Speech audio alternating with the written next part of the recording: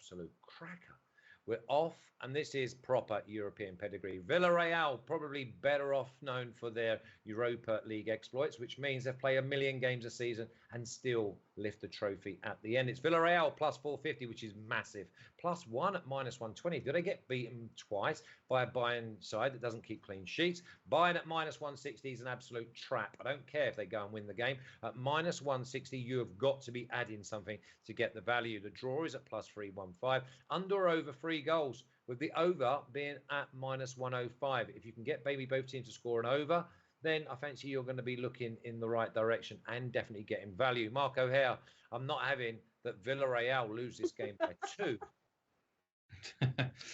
Yeah, this is a really fascinating game. I found it quite tricky actually to sort of unpack, but I think you've got to kind of take Villarreal not at what their domestic form has been recently and sort of take them at what we've seen them capable of achieving in European competition, because they're 7th in La Liga and they're 12 points off the top 4. But as we've seen in Unai Emery in recent seasons, when there's an opportunity to progress in Europe and the league form is kind of going skewed, he does put his emphasis on the continental games. Now, Villarreal did play a full strength 11 at the weekend, but they're absolutely terrible in defeat against Levante. But I'm not reading a huge amount into that.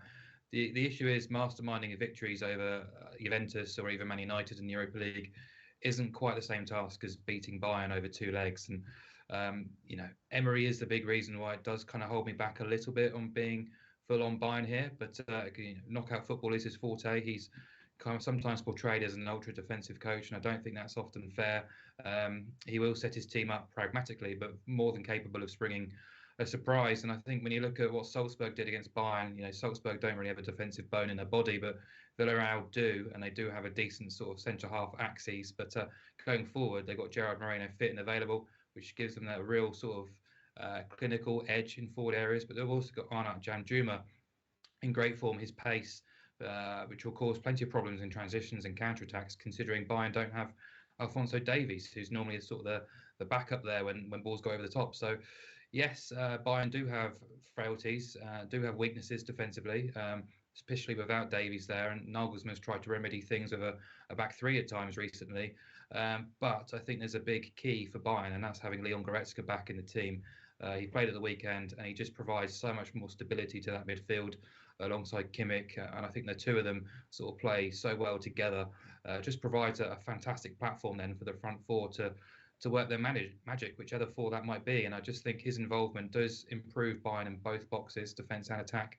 And, I wanted to be pro Villarreal, I really did, but I kind of sat back objectively and saw that Bayern have won 26 of the last 29 Champions League ties, which is an outrageous return, really. And I started thinking, well, when was the last time they actually won the Champions League, though, Mark?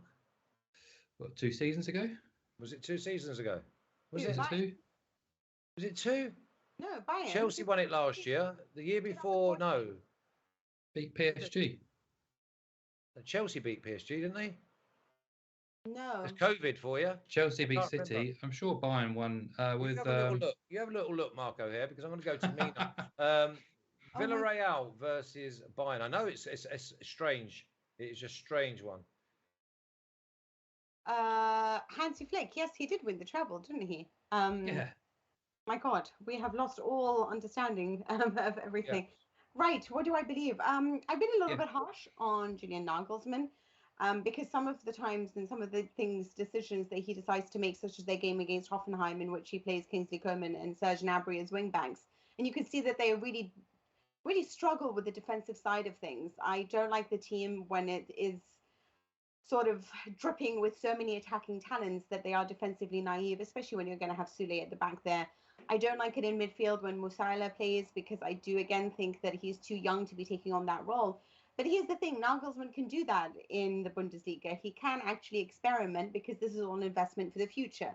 Whatever the players manage to do now and whatever mistakes they make, it really doesn't matter, because they are going to win the title.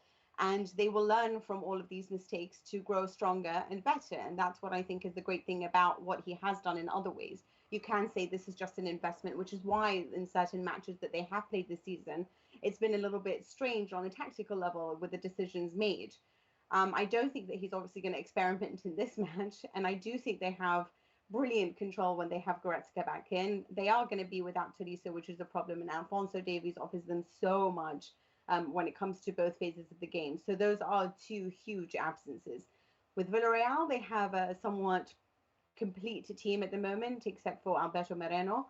But otherwise, Gerard Moreno is available from the start, and he is so important to the team from a leadership point of view and obviously in terms of scoring goals. You just saw him coming onto the pitch against Juventus, and it was just brilliant. And he was only just a sub in the second half, and they managed to walk out 3-0. Villarreal have also a very intelligent back two. And so they might not be, you might not look at them and think, wow, this side has everything in terms of pace and ability. Frankly speaking, a lot of their performances, I'm wondering how it is that they managed to get through it. I didn't even think they were particularly good against Juventus. Juventus were the much better side, but they couldn't finish off their chances. So Bayern can, and that's the one thing that I would say to you. But I do think it will be a lot tighter than what we imagine. I do think Villarreal can get a goal, but overall, I just think Bayern and the experience that they have at this level is just that much better than what Villarreal can do defensively. I honestly think if Juventus just had better front line or one that was a little bit more experienced, they would have managed to pierce through. But Bayern do have a better front line. So my money's on them, but my money's also on a Villarreal goal. Yeah, normally Villarreal play with two really athletic front screens, as in their two holding midfielders, 4-5-1. In this case, I'm wondering if he changes it up, Marco, here, because all the danger is going to come from the wingers or the overlapping fullbacks. I don't see the ball going over the top because Villarreal will leave no space between their back centre halves and the keeper. There's no chance. The game has to be long, but it has to be compact so the team moves as a unit. I see this being, I think this could well be a draw, this game. And that's why I was more than happy. I think this game is a draw. I mean, listen, I could see, I wouldn't put anyone off. Villarreal, draw no bet. Villarreal plus 450 against a Bayern side who cannot keep clean sheets against a team who can keep a clean sheet. It is one of them games where I'm chickening out because I'm actually going with Villarreal +1 at the -120 because then it's a push even if I get beaten the game. I do not see Bayern beating Villarreal by 2. So it's a free hit for me than my mindset. Look at this. Villarreal to score -210. So give Villarreal a goal. But then I'm looking at Bayern at -175 to score twice at -175. So really they're telling me the game here is Villarreal 1, Bayern 2. Yeah, I agree with that. I just do not see this being one-sided. I think the Villarreal could be dangerous at +450, or maybe the draw no bet might be like at +190. Let's have a little look at the official picks. Okay, both teams score over 2.5 goals at +110. There's the 2-1 to Bayern for Mina. Villarreal +1 at -120 because I'm an absolute chicken, to be honest.